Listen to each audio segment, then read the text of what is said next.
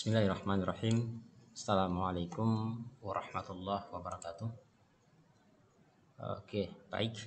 Kali ini kita akan membahas materi terkait dengan keterkaitan antara hubungan ya, besaran angular dan besaran linear. Baik. Ketika kemudian sebuah benda padat ya, katakan misalkan berotasi dengan kecepatan angular v ya. Benda padat berotasi dengan kecepatan angular ya, kecepatan angular omega ya, maka setiap titik pada benda bergerak ini dalam keadaan misalkan gerak melingkar dengan pusat atau berpusat pada sumbu rotasional. Oke, coba kemudian kita perhatikan gambar berikut ini ya. Dan di sini ada gambar, kita menganggap adalah benda padat ya, yang kemudian berotasi dengan kecepatan angular omega ya, dengan kecepatan angular omega ya. Maka kemudian kita perhatikan gambar ini, anggaplah misalkan titik O yang ini adalah sumbu rotasi atau pusat rotasional. Kemudian anggaran putus itu adalah merupakan lintasan dari partikel P yang bergerak secara melingkar, lintasan melingkar. Maka dalam gerak melingkar, maka kecepatannya itu selalu menyinggung garis luar dari garis melingkar. Oke.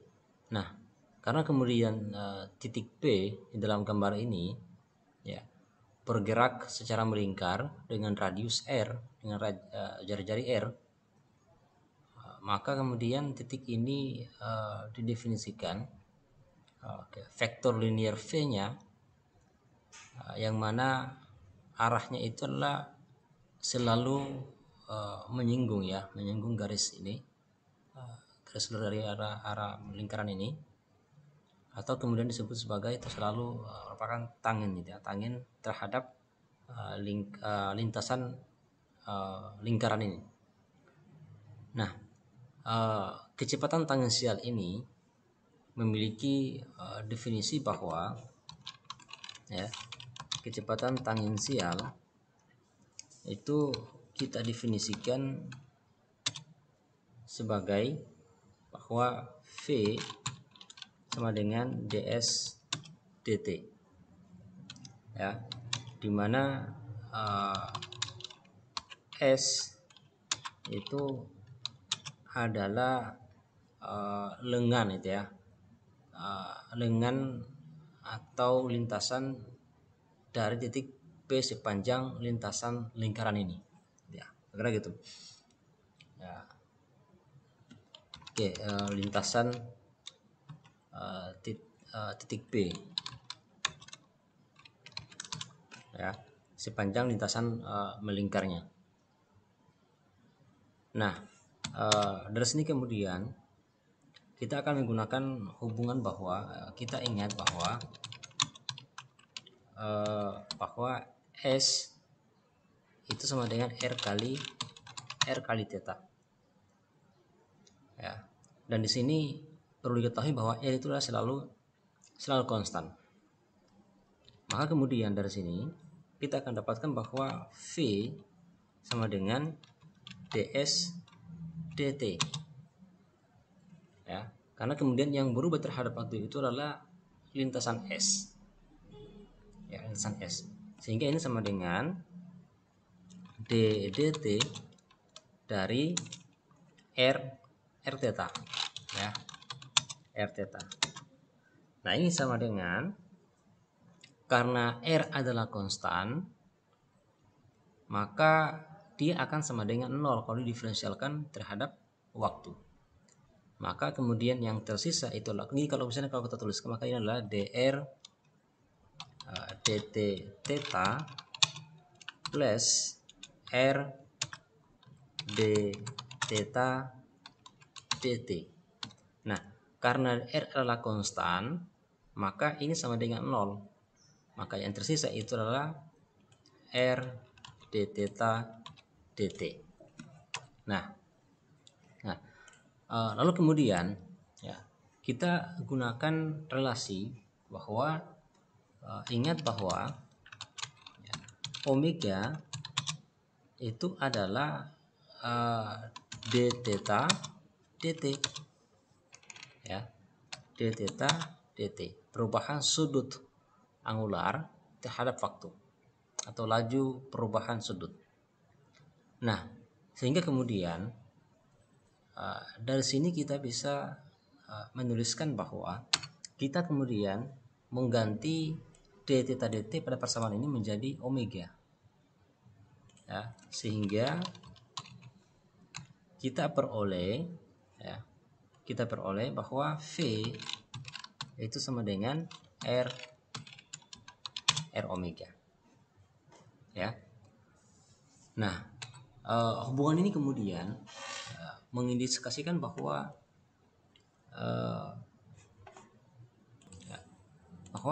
omega ini itu akan selalu sama nilainya untuk setiap titik pada benda padat ya, nilainya akan sama. Nah, titik-titik pada benda ya dengan radius atau jari-jari yang berbeda, maka tentu dia akan memiliki kelajuan tangensial V atau kecepatan tangensial V yang berbeda ya, yang berbeda. Faktanya bahwa tangensial kecepatan V itu akan meningkat ya, atau akan bertambah dengan satu gerakan keluar dari pusat rotasi ya. Nah, kemudian bahwa ketika kemudian laju angularnya atau kecepatan angularnya konstan ya, jika omega konstan atau tetap, maka V liniernya atau kejual linier, maka V pada setiap titik pada benda padat itu adalah konstan ya. Pada setiap titik pada benda padat ya, adalah juga konstan ya, adalah juga konstan. Nah, maka kemudian kita selanjutnya akan menghitung atau akan menentukan periode satu kali revolusi dalam satu kali putaran, bahwa periodenya ya, periode itu adalah T sama dengan 2 pi kali R dibagi dengan V, dan frekuensi dan kemudian frekuensi kita bisa menghitung di mana bahwa periode, kalau kita kemudian lihat ini ya, bahwa frekuensi itu sama dengan seper dari periode. Sementara kemudian persamaan ini ya, T sama dengan 2 pi R per V, ini kita bisa tuliskan sebagai ya 2 pi dibagi dengan omega. Kenapa dibagi omega? Karena kalau dari sini kita bisa peroleh bahwa seper omega ya, seper omega ini sama dengan R per V. Nah, dari sini kemudian kita bisa menuliskan juga bahwa frekuensi itu sama dengan omega per 2 per 2pi ya. Nah, kemudian kita juga dapat mencari atau menentukan besarnya percepatan tangensial pada titik P ya. Jadi percepatan tangensial pada titik P itu tentu diperoleh ya, dengan melakukan diferensial, dimana kita ketahui bahwa percepatan itu adalah turunan pertama dari kecepatan atau turunan kedua dari fungsi posisi, atau dan turunan pertama dari fungsi kecepatan. Nah, sehingga kemudian kita bisa tuliskan bahwa AT sama dengan dV dt sama dengan ddt dari, dengan V itu adalah R omega. Nah, ini sama dengan ya, dr dt omega plus ya, R d omega dt ya. Dan ini sama dengan ya, karena R dikatakan tadi konstan, maka berarti dr dt sama dengan 0. Maka yang tersisa juga adalah R d omega dt. Nah, dengan menggunakan hubungan bahwa ya, alfa itu sama dengan d omega dt, maka persamaan yang ini kita bisa tuliskan sebagai AT atau percepatan tangensial menjadi E dikalikan dengan alfa ya, dimana alfa itu adalah percepatan angular. Nah, sebagai tambahan bahwa kita ketahui bahwa pada suatu titik atau pada suatu partikel yang bergerak secara bergerak melingkar dengan radius r dengan kecepatan v ya, kemudian percepatan radial ar, maka ya, jadi kita ingat bahwa sekarang alfa d omega dt, maka percepatan tangensialnya itu sama dengan r kali alfa. Nah, saya ulangi bahwa ketika kemudian kita ketahui bahwa sebuah partikel atau suatu titik bergerak dengan lintasan melingkar dengan radius r terus yang kelajuan v, di mana dengan percepatan radial, di mana percepatan radial itu adalah AR sama dengan V kuadrat per R ya, maka yang kemudian arahnya dia adalah mengarah pada pusat sumbu rotasi ya. Nah, jadi kemudian dengan menggunakan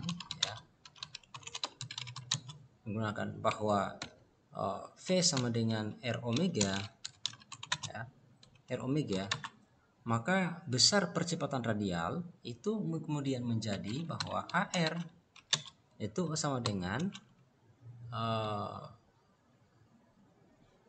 kalau kita lihat maka berarti R omega kuadrat dibagi dengan R. Maka ini kita dapat oleh bahwa sama dengan ya, maka ini menjadi R dikalikan dengan omega kuadrat. Nah, dari sini kemudian kita bisa mengatakan bahwa, atau kita bisa mengilustrasikan ke dalam gambar. Saya ingin perlihatkan sebuah gambar. Kita perhatikan gambar ini, maka yang merah ini adalah AR, dan yang ini adalah percepatan tangensial, dan yang ini adalah resultan dari percepatannya. Sehingga kemudian kita bisa menuliskan bahwa besar percepatan ya, percepatannya itu kita tuliskan sebagai A itu sama dengan, di mana percepatan maksud adalah percepatan yang garis yang ini, maka ini sama dengan akar dari A T kuadrat plus A R kuadrat ya. Nah, ini sama dengan kita peroleh menjadi R akar dari alfa